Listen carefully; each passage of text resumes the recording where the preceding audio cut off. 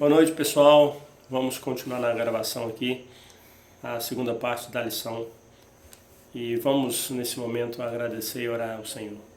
Pai querido, nós te damos graças, nós te louvamos, nós te bendizemos, porque sabemos que o Senhor tem sido tão bom e tem nos ensinado, nos suprido em todas as necessidades que temos, nos dando, ó Pai, o conhecimento e, acima de tudo, sabedoria, para saber como portar diante do Senhor e diante dos homens. Pai, que o Senhor continue nos dando, ó Pai, esse privilégio, nos levando sempre à verdade, nos conduzindo à verdade. É o que nós oramos, desde já te agradecemos. Amém. No nome de Jesus. Amém. Amém. Amém, pessoal? Página 41. Página 41. Silêncio. Vocês podem ficar silêncio mesmo, né? Não vamos ouvi-los. Bom, como já vimos, o silêncio é uma forma de comunicação não verbal. Muitas são as razões pelas quais alguns cônjuges se tornam não comunicativos, passando dias sem dialogar com o seu cônjuge e com os filhos. Sua indisposição verbal encontra-se no que está no seu interior. Em geral, é uma necessidade básica não entendida no relacionamento que estimula o ressentimento no cônjuge silencioso. A esposa se aborrece certamente com o seu cônjuge silenciando-se quando ela tenta controlar a sua liberdade. Da mesma forma, o marido com a sua esposa quando ela não lhe corresponde sexualmente. Em outras palavras, às vezes o silêncio é uma forma de pirraça. É isso mesmo. Nós pirraçamos, por isso silenciamos. Mesmo sabendo que estando errado, ficamos calados, justificando o injustificável. Quando silenciamos, nós permitimos que a outra pessoa, o outro lado, ela pensa o que quer, o que quiser, toma a atitude que bem entender, e muitas das vezes essas atitudes agravam o relacionamento, fazendo com que o que nem existe de briga passe a haver. E as situações começam a tomar uma proporção totalmente fora do controle. Tudo porque não houve comunicação. É importante ressaltar que esse não é um meio correto de se comunicar. Ficar em silêncio para não criar conflito não resolve o problema. Só se resolve o problema falando, comunicando, para chegar em um determinado acordo. É como se você pegasse um boleto, jogasse para o fundo de uma gaveta e esperasse que ele se resolvesse com o tempo. Isso só trará mais problemas no futuro, pois os juros se tornarão cada vez maior e aquele valor se acumulará com outras contas. Não é verdade? Guarde a sua conta, deixe ela quietinha, silenciosa e ela vai se pagar. Não vai aumentar. Se você deseja ser um agente de mudanças positivas em seu cônjuge, precisa primeiramente entender o que está por trás do seu comportamento. Comece fazendo perguntas como: o que motivou o comportamento silencioso do meu cônjuge? Que necessidades ele ou ela está, consciente ou inconsciente, tentando satisfazer? Nós precisamos, às vezes, nos perguntar. Se você parar para pensar, você pode ter uma resposta. Muitas das vezes o silêncio do outro lado é uma falha nossa. Se a Érica estiver silenciosa, com a pirraça, provavelmente ela está esperando uma resposta da minha parte. Muitas das vezes eu nem sei que ofendi, mas se eu puxar pela memória um pouco, com certeza eu vou encontrar uma razão pela qual certamente ela está em silêncio, esperando uma resposta da minha parte. Não somos mãe de nada, mas podemos pensar um pouco, amém? Eu tô um pouco em silêncio hoje mesmo, porque meu computador tá estragado.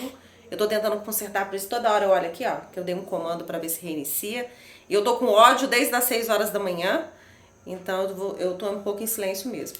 E tem gente que fala assim, ó, que o tempo vai curar qualquer coisa, que o tempo é o melhor remédio.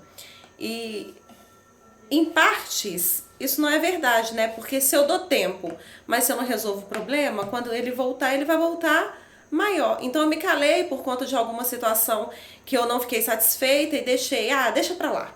Aí acontece mais uma coisinha, deixa pra lá, deixa pra lá. Vai chegar uma hora que a gente não consegue mais administrar os problemas. Por quê? Porque quando a gente deveria falar, nós ficamos em silêncio, né?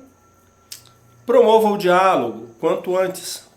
Peça-lhe que exponha seus sentimentos e, se necessário, desfaça o mal-entendido, restabelecendo a comunicação entre vocês. É comunicando que se resolve os problemas, não em silêncio.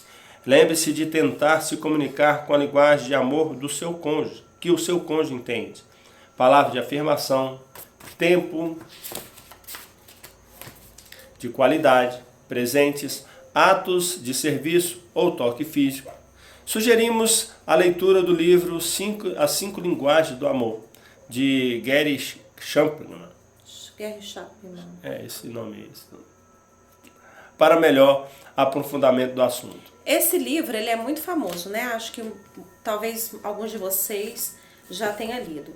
E o que esse livro ensina? Ensina você a falar na linguagem que o outro entende. Por exemplo, qual que é a sua linguagem de amor? Se vocês não souberem qual é a sua linguagem de amor, tem um teste, eu posso mandar para vocês pelo link lá pelo grupo para vocês fazerem esse teste. Porque não adianta você falar numa linguagem que o outro não entende. Por exemplo, a minha linguagem de amor é atos de serviço. E esse autor, ele coloca em 5, né? Que é, repetir aqui, Givan, palavras de afirmação, tempo de qualidade, presentes, ato de serviço, toque físico.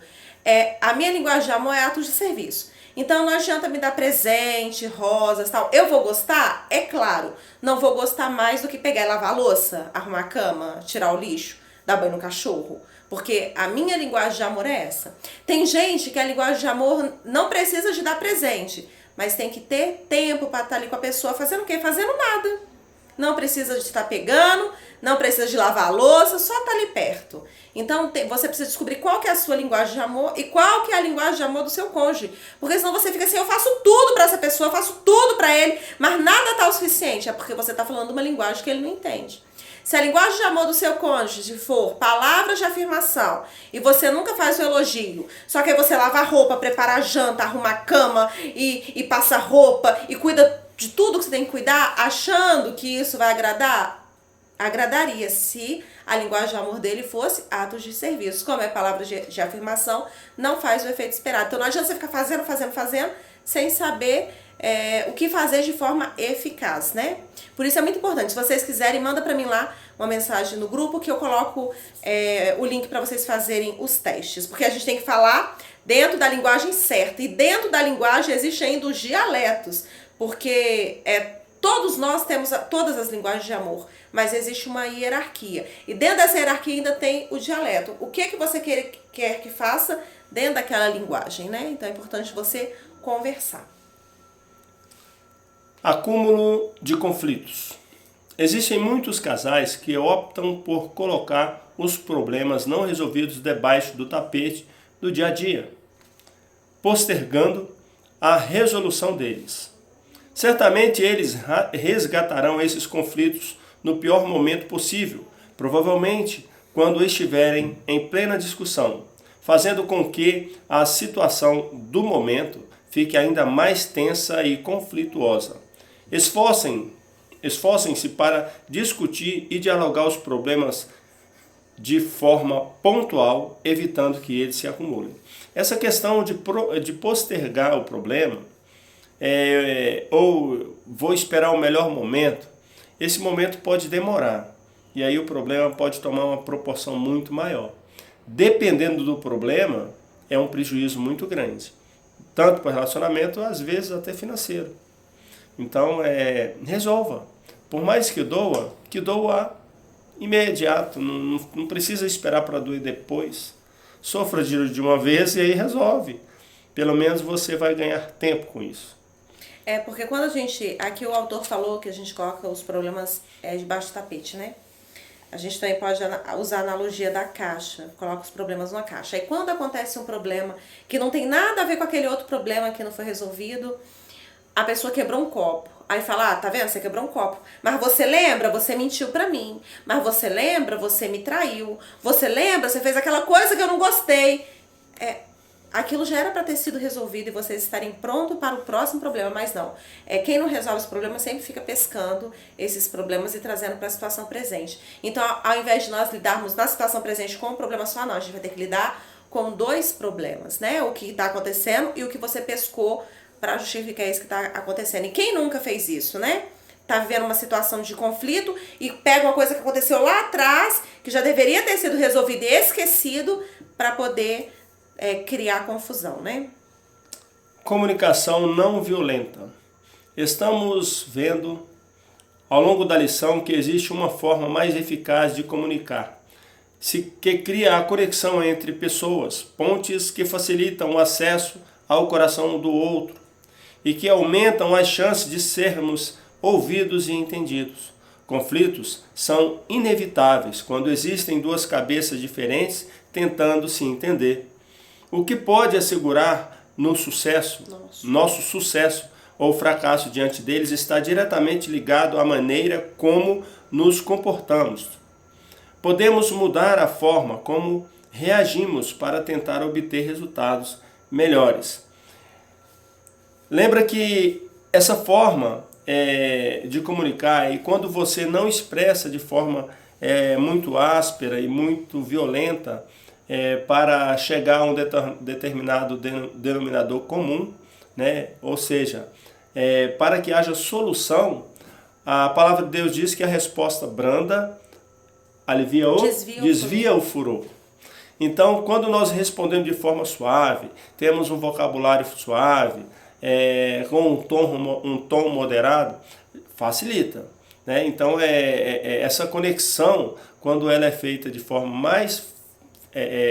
mais responsável, né, dizendo, o sucesso ele é mais imediato. Descreva o fato de quem incomodou no conflito, e o fato é aquilo que você pode relatar como se tivesse sido capturado pelas lentes de uma câmera. Isso traz neutralidade à situação, não invocando o que está certo ou errado. É simplesmente algo que aconteceu. O primeiro ponto aí é como se você, ao passar pela situação, você poder fazer um retrospecto, narrando desde o início como ocorreu. Assim facilita você encontrar o ponto exato onde o conflito começou. E acredite, muitas das vezes conflitos que estão de forma difícil de solucionar, o início foi uma coisa risória, boba, de forma que quando se descobre, se resolve, até rir do problema. Poxa, é isso aí o causador de tanta intriga, de tantos problemas? Sim, muitas das vezes muito pequeno, totalmente irrelevante, mas que por falta do diálogo, por falta da comunicação, o calar-se, o esconder embaixo do tapete, o deixar para depois, isso agrava o problema. É uma ferida aberta sem nenhum tipo de medicamento, né? Então ela só tende a infeccionar mais e mais. O 2. Diante desse fato, expresse suas emoções, seus sentimentos, aquilo que de fato o fato ocorrido, e não a pessoa gerou em você. Com essa fala, você deixa de acusar o outro, tira o foco do outro e coloca realmente o conflito no local certo, o fato, comportamento que incomodou você. Nós acusamos com muita facilidade. Então, para mim, intitular que eu estou certo, logo eu vou, imputar a culpa ao outro. E diretamente ao cônjuge, claro. Se eu estou certo, errado só pode ser a Érica. Então eu vou me isentar da culpa, levando a culpa para ela. Lembra da queda do homem? Quando Adão chegou e compactuou com o erro de Eva, em vez de corrigi-lo, claro que a história escrita é fácil de relatar, e aí em vez dele se posicionar como aquele ao qual Deus destinou a ele a obrigação, a responsabilidade, ele foi a mulher que o Senhor me deu, ela fez isso, e me ofereceu, e eu comi. né? Então o erro não foi dele, foi da mulher. Na verdade, o erro foi totalmente de Adão, porque era para ele. A ordem foi dada a ele. Então é como a Érica sempre fala. Auxiliar de dentista não é dentista. Se o dentista delegar algum tipo de cirurgia e a auxiliar fizer e der ruim, o culpado será o dentista. Foi o que aconteceu no Éden. Então, nós temos essa tendência de transferir responsabilidade e não assumir a nossa culpa ou o nosso erro. Colocou aí, né? A primeira linha fala para você expressar suas emoções. Porque eu falei com vocês no domingo na sala que o estudo ele é uma sequência, né? E o que é esse expressar suas emoções? É aquilo que a gente estudou em sala, falando sobre você ficar pelado diante do outro. É falar de verdade o que te incomoda. Olha, hoje eu não tô bem porque aconteceu isso, isso e isso, tá acontecendo assim assado. Porque às vezes o outro chega em casa e você fala, pior do que o silêncio, eu acho que é falar isso. Tá tudo bem? Tá. Mas sua boca fala uma coisa, mas a sua expressão, o seu corpo fala outra coisa. Então é você ser de verdade. Se não tá bem, você fala, não estou bem por causa disso, daquilo, né? É importante que o outro saiba. É justo que o outro saiba. E a gente não tem que estar todo dia bem, né? Acabei de compartilhar com vocês que hoje eu não tô muito bem. Meu computador deu pau, é o computador que eu ia utilizar para gravar. Eu tô pelejando desde cedo e não consegui resolver. Mas são coisas que acontecem, né? Mas isso não pode roubar a nossa paz. Número 3. Expresse agora sua necessidade, seu pedido. O que você gostaria de receber do outro naquela situação. Se possível aqui, dê sugestões e não ordens. De como o outro poderia agir sem gerar aqueles sentimentos desagradáveis em você. Com essa postura você cria esperança no outro. Uma saída para que ele possa acertar da próxima vez.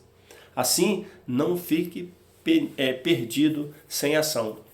É importante o que está frisado, dê sugestões e não ordem. Você vai expor sua necessidade. Na comunicação é possível, né, você fazer pedidos. E muitas das vezes nós damos ordens em vez de solicitar para que o cônjuge faça isso ou aquilo. A partir de agora vai ser dessa forma. Se possível, gostaria, você poderia... Né? E aí você pode apelar para a questão sentimental, por que não? Né? Você me ama, então eu estou precisando que você cuide de mim nessa área, que você me favoreça nessa área. É possível que você o faça? Cada um vai ter sua receita, seu jeito, mas tem que expressar a necessidade do que você deseja para o outro. Ninguém é adivinho, e adivinho é pecado, não se pode adivinhar. Né? Então a pessoa precisa ouvir de forma mais simples e mais objetiva, né, para não ter duplicidade de entendimento, igual a Érica falou na última aula aí, né, para vocês. Então eu falei uma coisa e ele entendeu outra, então me interpretou mal e eu paguei o preço por muito tempo. Então pense antes de falar e, né, para que você não seja interpretado de forma errada, seja objetivo, seja claro, né, e o outro com certeza em amor vai atendê-los um ao outro, né? Número 4. Espere a resposta do outro. Ele pode acatar a sua opinião ou não. Se a resposta dele for, não posso agir como você me pediu, entenda suas razões e tente construir um caminho alternativo, que fique bom para ambos, cada um cedendo um pouco. Viu? Ninguém vai perder. Se um ganha, todos ganham. Se um perde, todos perdem. Mas se vocês deliberar sobre o assunto, entender o momento em que vive, o não pode ser uma resposta favorável. No momento, não. Você pode depois voltar no assunto para tentar receber do seu cônjuge aquilo que você deseja. Então, não temos um não como definitivo. Né? Naquele momento pode ser inoportuno, mas depois, né, como uma forma oportuna, você volta ao assunto e pode ser atendido ou atendida. Isso é comunicação. Quem disse que seria fácil? Comunicar é diferente de simplesmente falar. E muitas vezes não aprendemos isso na nossa infância, no ambiente familiar, na escola ou com outros grupos sociais. Aqui o autor ele traz essa colocação de que muitas das vezes o traço da nossa infância, da nossa criação, da nossa cultura, já traz essa dificuldade de comunicar. Existem tantas pessoas que são muito caladas e outras falantes demais. Isso gera um certo conflito. Mas a convivência a dois é isso, é esmerilhar. São pessoas diferentes, culturas diferentes, com ações diferentes, com estilo de vida diferente, que resolveram morar debaixo do mesmo teto, compartilhar a vida em comum. E essa vida em comum, ela vem trazer conflito? Vai trazer sim.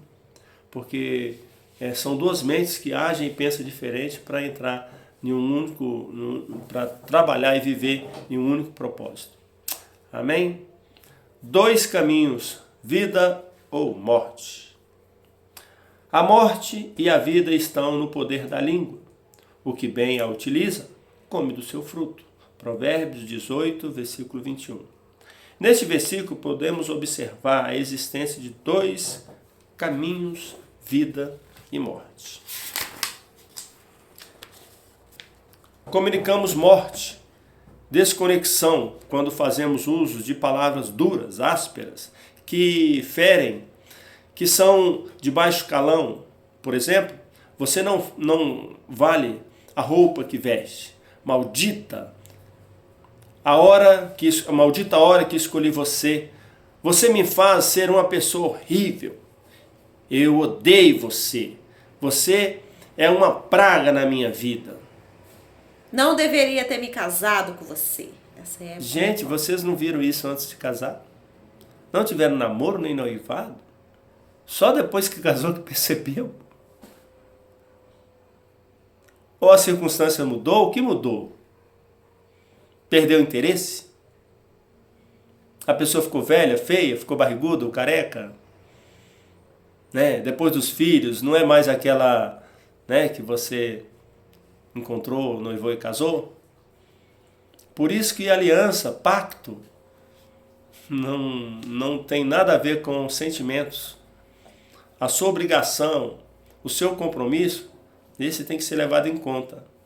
Então, quando nós expressamos essas palavras que ferem e pode gerar morte, primeiramente morte do relacionamento, nós temos que ter muito cuidado, porque é contraditório a palavra de Deus, traz maldição para o casamento, mas principalmente para os filhos.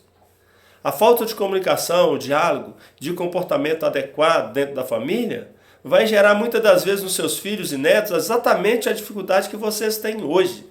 Porque houve essa falha lá nos seus pais, nos seus avós. E maldições, quando não são quebradas, e elas são perpetuadas de geração a geração, não vai ter, não é um curso de quebra-maldição, como eu falei na sala de aula, é obediência. Quando nós obedecemos, nós alinhamos de volta, nós colocamos o trem nos trilhos, nós voltamos ao propósito, mas sem arrependimento, sem mudança de comportamento, não tem como dar certo. Eu tenho que entender, eu tenho que focar nas coisas que são corretas, que têm virtude, que têm boa fama, que há louvor, que glorifique a Deus, que nos dá vida e não gera morte. Então, essas palavras, elas não devem existir no relacionamento. Respire antes de sair proferindo palavras de morte, de maldizer o seu casamento, a sua esposa, o seu esposo. Lembre-se que você está lançando pedras em você mesmo. No espírito, quando casamos, somos uma só carne. Então, quando você fere o outro, você automaticamente se fere. E os resultados vêm para você também. Transferido à sua geração, que são seus filhos. Então, é sério. A comunicação mal feita, ela pode gerar, de fato, morte. Primeiro no relacionamento, depois a morte da família e possivelmente pode gerar sua morte espiritual e até mesmo física. Quantas relações acabam em morte física? Então temos que ter muito cuidado ao proferir certas palavras. As palavras que comunicam vida, conexão, obviamente são palavras que visam a edificação, que aproximam as pessoas e que trazem graça àqueles que as ouvem. Por exemplo, eu amo você, você me faz bem. Sou grato por sua vida e eu lhe perdoo. Olha que frase bacana, eu lhe perdoo. Conte comigo. Estou com saudade, etc, etc. Qual tipo de comunicação você tem praticado? O que gera vida ou o que gera morte? Lembre que palavras suaves, palavras boas, amáveis, palavras que geram esse sentimento de prazer, de satisfação, isso não só nos traz vida, mas nos traz motivação de continuar fazendo as coisas que fazemos em prol da família. Se você sai para trabalhar, seu trabalho é árduo, é difícil, mas quando você lembra para quem você trabalha e qual o propósito pelo qual você trabalha, ele fica fácil, porque você almeja voltar para casa, você quer encontrar sua família, você quer chegar e expressar para eles a sua gratidão por tê-los com você. É diferente, é muito diferente, ao ponto de você querer afundar sua vida no trabalho, querer fazer hora extra, querer virar o plantão, só para não voltar para casa, porque você não tem prazer em retornar. Nós temos que ter essa satisfação, esse prazer em poder regressar para o nosso lar. Então, as pessoas que são... A morada ela é um quatro paredes, ou seja, nosso lar é as coisas, né, onde que nós constituímos a casa. Mas o principal não é isso, o principal são as pessoas que constituem essa família. É esse o seu refúgio. Esse tem que ser a sua satisfação, de revê-los ao final de um dia ou de uma lida tão difícil, de muitas das vezes de trabalho que nos esgota tanto. Amém? Então escolha a vida, escolha compartilhar sua vida com seus familiares, essa vida que você que Deus, né, tem nos dado. Fomos chamados por Deus para ministrar a vida, a bênção uns aos outros. Na relação conjugal, ferir a alma de um é o outro mesmo que imputar, é o mesmo que imputar a sua própria alma. Está lá em Efésios 5:28. Justamente porque somos uma só carne, como o nosso cônjuge, em Gênesis 2:24. Exatamente por ser uma só carne, quando nós não tratamos bem o nosso cônjuge, nós estamos ferindo a nós mesmos. Se seu comportamento não tem sido adequado com aqueles que estão à sua volta, peça perdão hoje mesmo e mude de direção. O perdão quebra o jugo daquilo que nos escraviza e restabelece a conexão das relações. Colossenses 3:13. Lembra que você pode e deve ler os textos bíblicos. Quando for pedir perdão, aborde da seguinte forma, para gerar conexão novamente com o outro. Quando agir assim, descreva o fato, aquilo que pode ser filmado com uma câmera.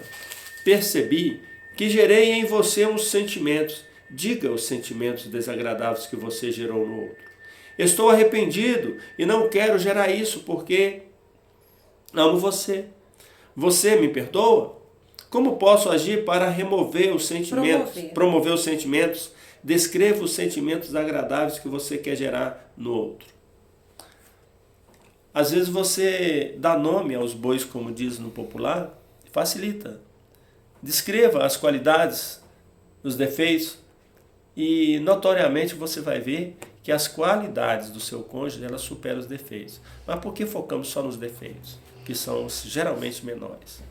Em Colossenses 3:13 está escrito assim, ó: suportai-vos uns aos outros, perdoai-vos mutuamente. Caso alguém tenha motivo de queixa contra outrem, assim como o Senhor vos perdoou, assim também perdoai-vos. Ou seja, Deus não fala assim, ó, se você sentir vontade, você perdoa.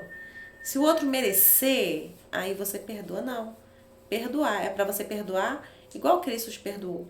E na oração do Pai Nosso vai falar que se você não perdoa o seu irmão, o seu Pai Celeste não te perdoa, quanto mais o seu cônjuge. Então, se eu não perdoo o Gilvan, se ele não me perdoa, é o que eu falei em sala de aula, não adianta nem orar, porque a sua oração não sobe. Porque o próprio Deus não te perdoa, né? Ele vai te resistir.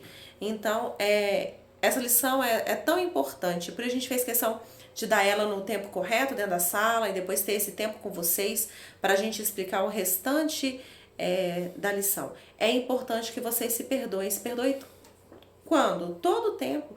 Todos os dias a gente faz Lembre uma de não coisa se que irrita o pôr outro, né? o sol sobre a sua ira. Então, se você tem alguma coisa na sua vida que você precisa consertar, alguma coisa que você fica trazendo à baila toda vez que tem uma discussão, toda vez que tem uma discussão é aquele assunto que a gente toca. Então, a gente vai sentar e resolver esse assunto hoje para que ele fique onde que ele tem que ficar. Lá no mar do esquecimento, onde o próprio Deus joga.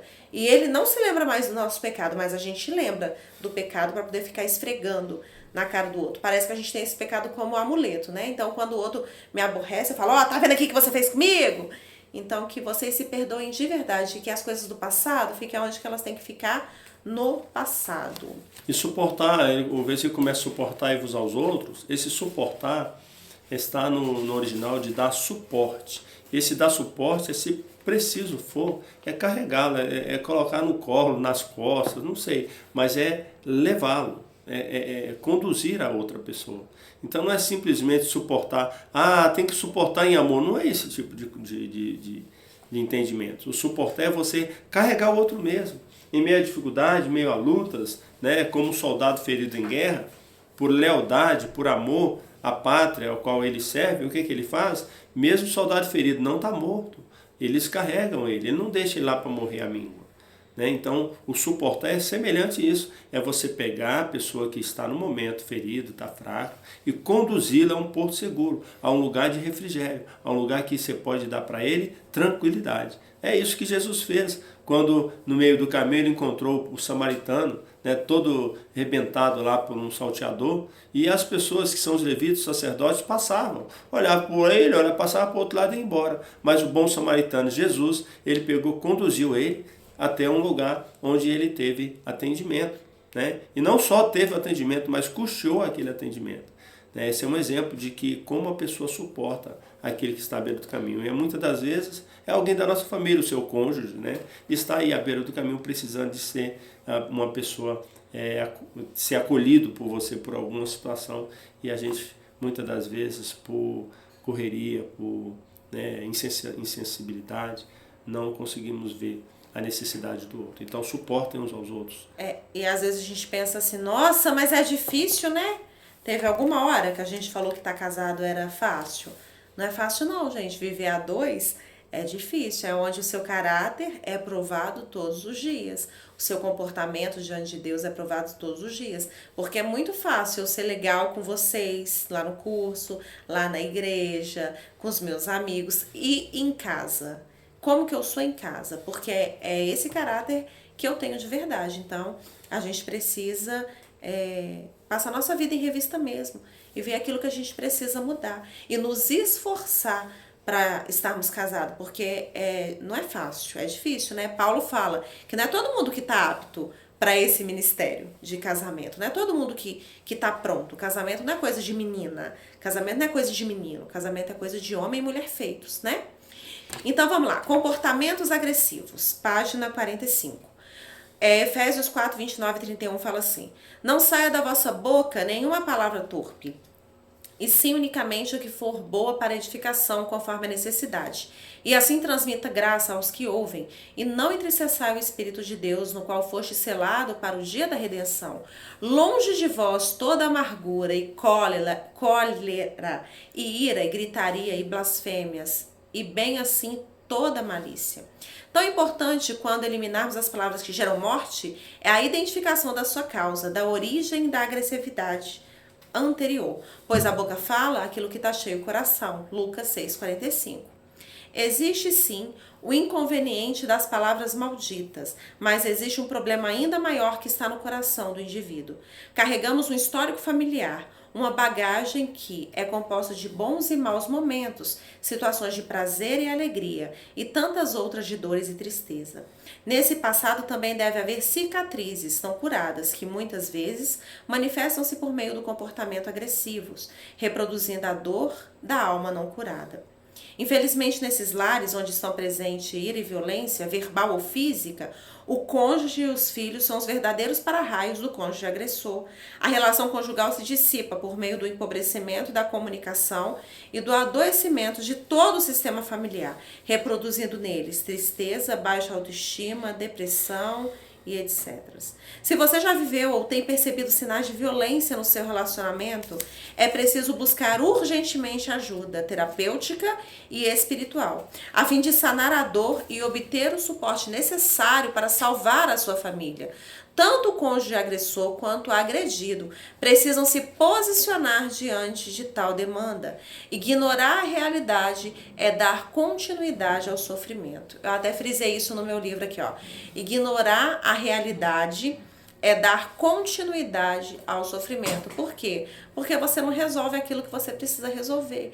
E às vezes você vai aceitando algumas situações que você acha assim, não tem nada a ver, não, eu vou dar conta. Por exemplo, tem gente que vem de uma família que falar palavrão é a coisa mais comum do mundo. O problema é ele casar com uma pessoa que falar palavrão é a coisa mais espantosa do mundo. Aí, a minha família é carioca, por exemplo. Então lá na minha casa, dos meus familiares é assim. Eles falam uma frase e falam palavrão. Eles falam uma frase e falam palavrão. Isso para eles é comum. Então, como que eu vou casar com uma pessoa que não consegue lidar com esse tipo de situação? É claro que dentro da nossa casa não existe isso, porque eu fui salva, mas a gente ainda convive com esse tipo de situação. Às vezes eu pego uma tia falando alguma coisa e, ai, desculpa Miguel, você tá aqui, desculpa Érica, você tá aqui. Então, assim, é porque são comportamentos, são costumes diferentes.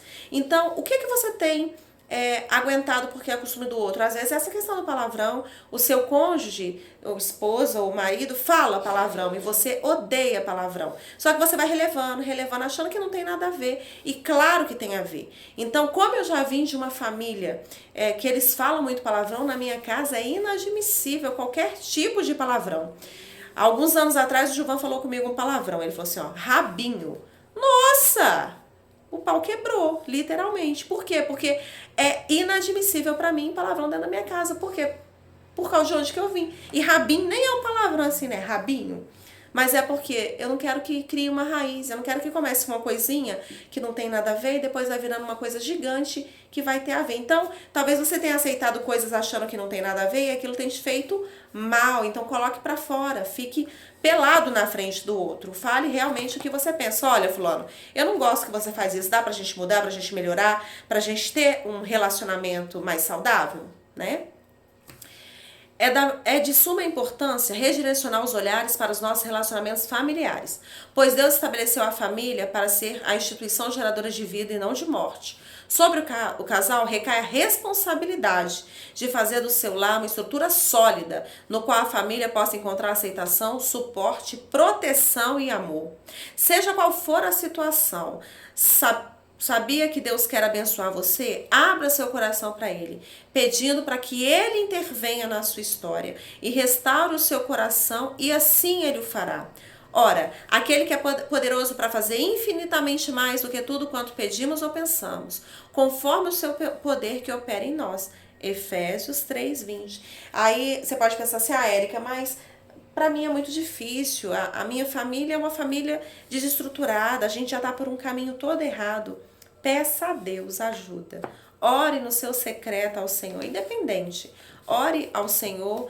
Eu não sei orar. Orar é você falar com Deus, é você sentar e falar assim, Deus, o meu coração tá aqui. É você apresentar um coração circuncidado diante de Deus, um coração com toda a pele removido.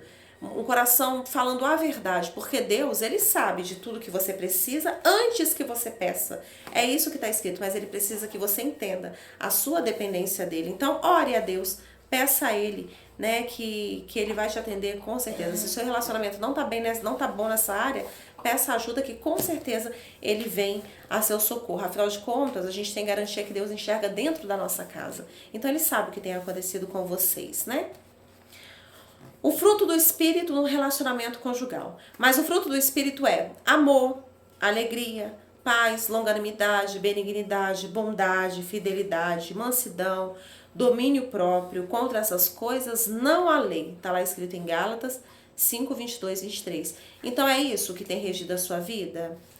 São esses frutos aqui, olha, amor, alegria, paz, domínio próprio, mansidão, longanimidade, é isso? Érica, não é, eu me descontrolo fácil. Então começa a pedir ajuda para o Senhor, para que você mude o seu comportamento, porque esse comportamento ele não é benéfico para um casamento.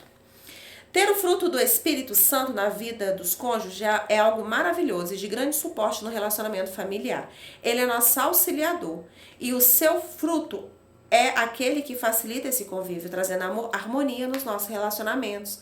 Todo aquele que aceita Jesus Cristo como seu Senhor e Salvador recebe automaticamente o Espírito Santo. Ele é o penhor da nossa herança, está lá escrito em Efésios 1, 13 a 14. Depois, com o tempo, quando vocês forem fazer a releitura do livro, leia com todas as referências. Para termos pleno êxito, faz-se necessário o seu desenvolvimento, que são características ou virtudes que devem ser manifestas em nosso interior. À medida que damos liberdade ao Espírito Santo de se mover em nós, empenhamos-nos em agradar a Deus por meio dos nossos pensamentos e atitudes. Por isso é que abrimos mão do nosso direito, vontade, para fazer a vontade de Deus em determinada situação. E quando você faz a vontade de Deus, você automaticamente agrada o outro, porque o Deus que fez o casamento é o Deus que deixou o manual para dar certo. Quando o marido honra a esposa, trata ela como parte mais frágil, ama ela como Cristo ama a igreja, não tem como essa esposa não respeitar esse marido. Então, um vai fazendo bem para o outro continuamente, né?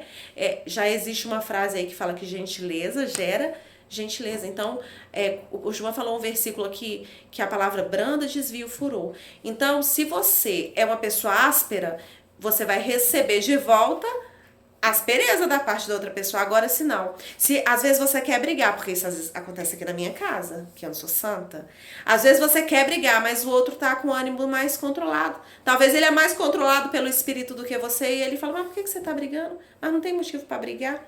Então, essa resposta mais branda vai fazer a raiva passar, porque a gente só briga se tiver outra parte para brigar, porque não dá pra gente ficar brigando sozinho, né? Então, que você procure esse equilíbrio para dentro do seu relacionamento.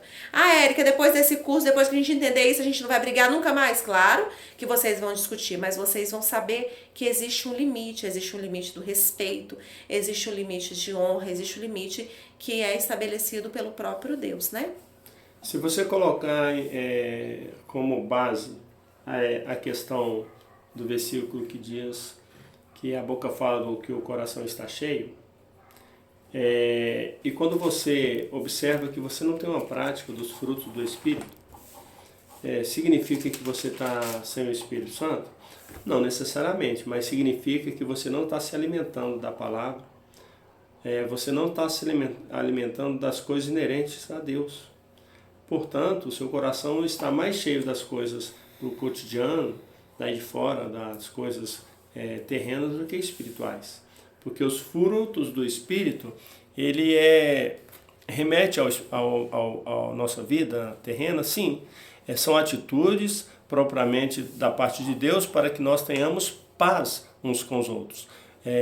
E isso é mediante somente a fé em Deus.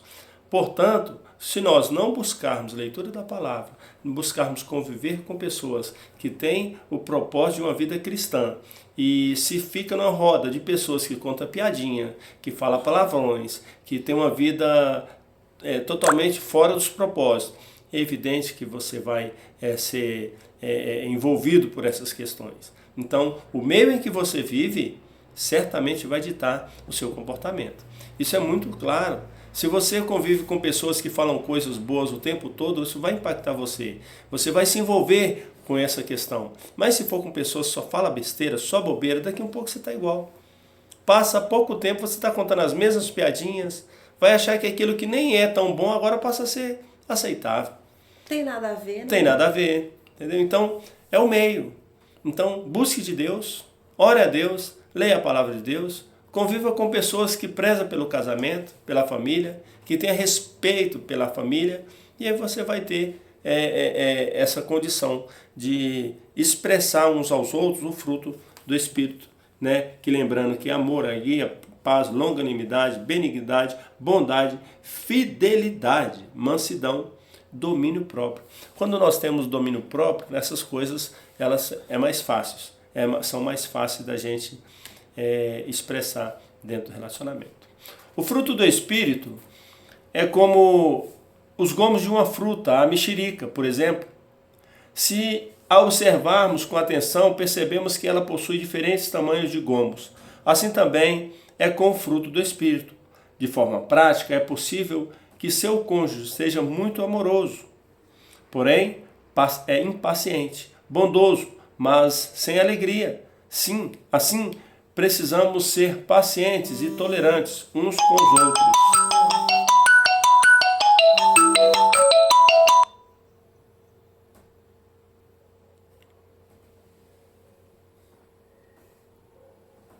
Ixi. Mas cadê a gente que não voltou?